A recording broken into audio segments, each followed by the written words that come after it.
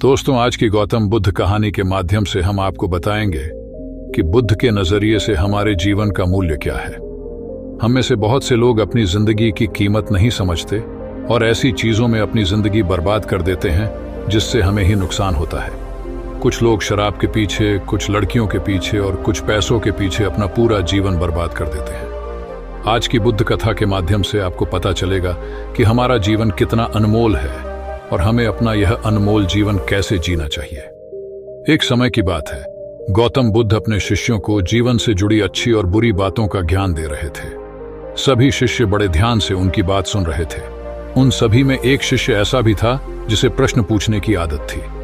वह उठकर गौतम बुद्ध के पास गया और उनसे बोला, आप हमें जीवन के बारे में जो कुछ भी सिखा रहे हैं उसका क्या फायदा, क्योंकि हम में से कई बच्चे तो यह भी नहीं जानते कि हमारे जीवन का मूल्य क्या है और यह जीवन कितना कीमती है, हमारे लिए है।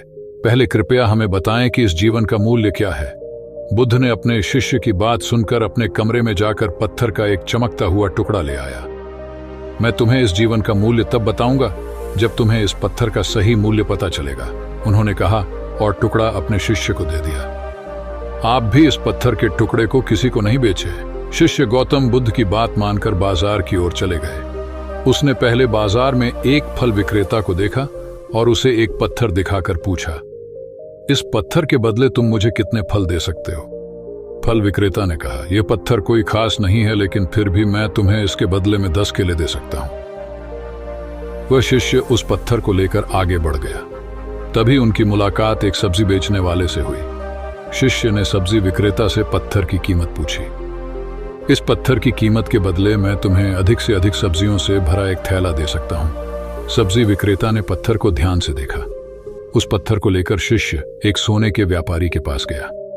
पत्थर के उस टुकड़े की चमक देखते ही सुनार ने उसकी कीमत 100 सोने के सिक्के लगा दी। जब शिष्य ने टुकड़ा बेचने से इनकार कर दिया तो सुनार बदले में 200 सोने के सिक्के देने पर सहमत हो गया, लेकिन शिष्य ने वह पत्थर नहीं बेचा। इसके बाद शिष्य एक हीरे के व्यापारी के पास गया और पत्थर का टुकड़ा उसके सामने रख दिया। जैसे ही हीरे के व्यापारी ने उस पत्थर को देखा, उसने एक साफ कपड़ा बिछाया, उस पर पत्थर रखा, फिर उसकी परिक्रमा की और हाथ जोड़कर पत्थर को कपड़े में लपेटते हुए कहा, तुम जिसे साधारण समझ रहे हो उसकी कीमत पूछ रहे हो। पत्थर दरअसल यह एक बहुमूल्य माणिक है। ऐसा माणिक हर किसी को नहीं मिलता। अगर मैं अपना सब कुछ बेच भी दूं तो भी मैं उसकी कीमत नहीं चुका सकता। उस व्यापारी की बातें सुनकर शिष्य आश्चर्य रह गया। वह भागता हुआ सीधा बुद्ध के पास आया और बाजार में जो कुछ भी हुआ उसे बताया। उसकी आश्चर्यचकित बातें सुनकर गौतम बुद्ध बोले, तुम्हारे प्रश्न का उत्तर इस माणिक के मूल्य में ही छिपा है। हमारा जीवन भी एक माणिक है। माणिक की तरह यह भी अनमोल है, लेकिन हम इस बात को हमेशा नजरअंदाज कर देते हैं और अपने जीवन की कीमत नहीं समझते हैं। हम दूसरों को देखकर और उनके जैसा जीने की कोशिश करके अपने जीवन का मूल्य कम कर देते हैं। हम सोचते हैं कि हमारे जीवन का मूल्य वही है जो दूसरे हमें बताते हैं, लेकिन हमेशा याद रखें कि दूसरा व्यक्ति आपको अपनी स्थिति, बुद्धि और समझ के अनुसार महत्व देता है। जीवन केवल एक बार मिलता है, इसीलिए इसे बर्बाद मत करो।